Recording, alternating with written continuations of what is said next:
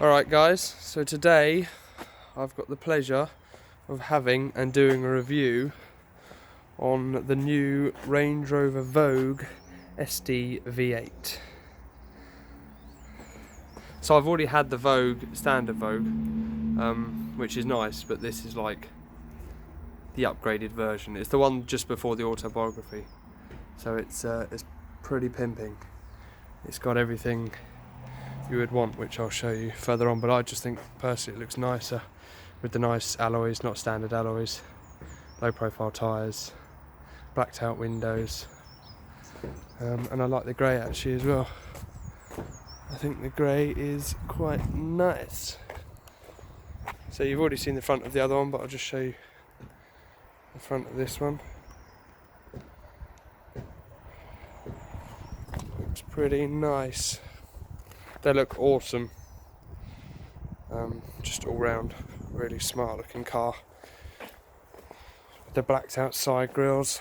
So if we start from the back quickly, everything is controllable, or boot wise is controllable with the key. So it pops open, folds open nicely. He's got rubber mats in the rear of this one to prevent any damage. It's got a nice large boot space. Lovely soft carpet, as I've already spoken about in the previous video. So this aspect of the car is the same. The controls are still the same on the rear. Up and down, and to be able to move the seats back and forward if you want to put a larger, put something else in the boot that's slightly larger than that space there. And on the other one, which is cool, so I'm not sure if it's to do with the Vogue SE or whether the other one just wasn't working with the key, but this one I can also push the button and the boot will close, which is pretty smart. So it's a 4.4 litre, this one, which is, the other one was a 3 litre, so this one's a bit more pokey. So it's got when you've got the fob in your pocket, you can unlock the car. So it was locked. So this one, this is what I mean, it's awesome. So it's got the deployable side steps, which the last one had, which are massive and make a big difference. But also it's got the rear reclining seats, and also it's got the rear entertainment package, which for me is awesome if you're carrying friends or family or whatever type of passenger. It's a pretty cool thing to have. Yeah, I like the interior a lot. So the interior on the last one was cream, and I said how I prefer a black or brown, and this is it. This is my perfect interior. The black leather, all the leather's really soft, really soft to touch, nice and squidgy. So in the center console, which is cool, so you've got your headphones here. These are the headphones for 2 headphones for the screens, but also if you can pull on it, inside here is a little remote, which is pretty smart, so you can control your TVs through that, which is nice. So fold that back up, and then what we'll do is we'll get in, then we'll look at the front through the eyes of the rear. So we have the armrests, which are awesome, really comfy for driving. You've got the 2 screens, the dual screens, one for heating and controlling all of your climate control in the car, and then your upper one is for your infotainment, so media, if you wanted to go on the internet, navigation, sat nav, all that sort of stuff. It's got a push start there, and then you can pop, I'll show you in a minute with this button over here, you can pop either the top section for the DVDs or the bottom section for the glove compartment. So the SE just has just a little more electronics basically, and it enables you to have more. Oh, another thing which is cool is this one has a panoramic roof, so I'll show you that in a minute. Slide the button, which again on a sunny day is a pretty cool accessory to have. So I'm just gonna go out and get into the front. What I might do is, I'll show you quickly all the black interior, black rubber mats, Again, soft squidgy seats with lovely headrests.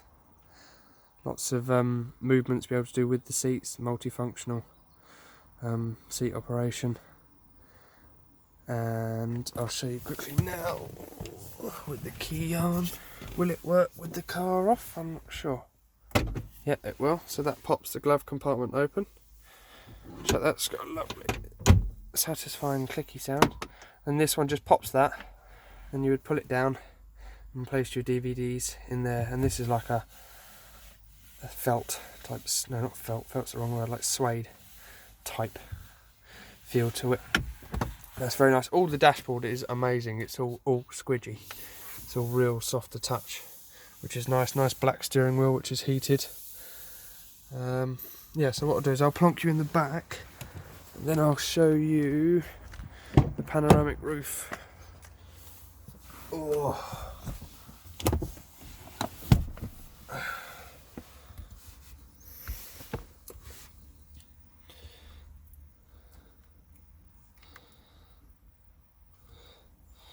Right, now we're going to do the panoramic roof with the button. Oh. I don't know if it'll do it with. So this, I'm going to turn the car on. Just push your foot on the brake. Look, start up. There we go. You just push it and it slides open nicely, unveiling the nice overcast day that we have. But it would be awesome if you got it in the summer. And then you can also, this section, panoramic roof fully opens as well. It puts up some little like wind guard here, mesh to catch anything, I guess. So you're straight out, which is really smart. So that's cool. So we'll close that. And you just push it. It's like the windows, when you pull them and hold them, say 3 seconds, then you can let go and they shut automatically. Do the last bit, close it so it shuts, and then it's also got that angle, so you just push that last bit. And then again with this, push it. It's beeping because it's got the doors open with the ignition on. I'm just going to click. Okay. Okay to clear. There we go. Oh, also because I haven't got my seatbelt on as well. So it's got flappy paddles. I'll bring you back down now so you can see.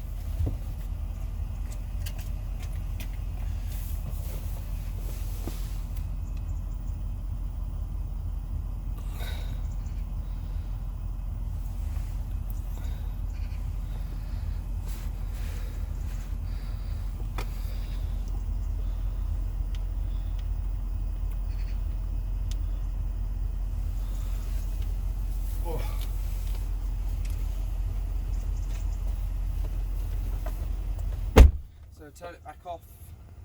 Oh yeah, also, so when you do get into the driver's seat, it's got what's called memory seats, so you can set them either to 1, 2, 3, depending on, say you have one person that 3 people that drive the car, you would choose which number you are and then set that accordingly to which number you are, and it suits your ride height. I'll turn it off because it's not cheap on fuel, this thing. I think it roughly about 22 miles per gallon, which isn't great, so even sitting there on idle it uses fuel. So yeah, it's really smart. It's got your twist lever, gear lever, so to speak, so you can go into or knob, park, reverse, neutral, drive, and sport, which I've only just noticed now. I guess that's what S stands for, so that's pretty cool. You've got your ride height adjustment with the car height adjustment with these buttons down here, but also with your seat control you can adjust your ride height. I sit quite high because I'm not exactly that tall.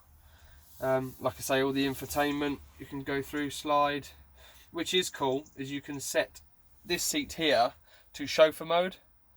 So if you go passenger seat away, it will start sliding this seat away. Say you had an executive customer in that side, but what's really cool is it angles the screen down, so that's really smart. That adds an element of luxury. Takes about 5 years, but once it is there, it's pretty smart. So that's quite a cool thing to have if you ever want to take someone that's wants to be chauffeured, and then you just reset to upright, and it slowly makes its way back to where it should be. I've already told you, I'm pretty sure that these Vogues have a cool box in here, which you've already seen. Store your nice Terry's chocolate orange or can or whatever you would like to store in there. So this car value is about 98 to 100,000 pounds. So it is literally is the top of the range, the one just before the autobiography, and the autobiography is like all singing, all dancing. It has a fixed center, or a lot of them have a fixed center console, so it literally is like the S-Class Mercedes, the 7 Series BMW, the A8. It's like their version, like the Cullinan that has the fixed center console. It's their version of the luxury chauffeur car, but this is the closest you're going to get to it if you're not buying the autobiography. So it's pretty smart. It's got everything you need. I've had a few friends in it, and they think it's a bit over the top. Well, it is a bit over the top, but if you had money, this is something that you would buy. Well, I would buy personally if I had a lot of money. I don't have a lot of money, but if I did, I would certainly buy something like this as an everyday vehicle, because it's just so comfy. It's so smooth, and it's just got a real nice ride height. I really like them, to be honest. I've got a lot of time for these. So I'm pretty sure I'm not going to bore you to death with everything else, because I've already done it on my previous video. With that Vogue, but this is just, in my eyes, a nicer looking version of that. Yeah, so I'll come round and turn the camera off.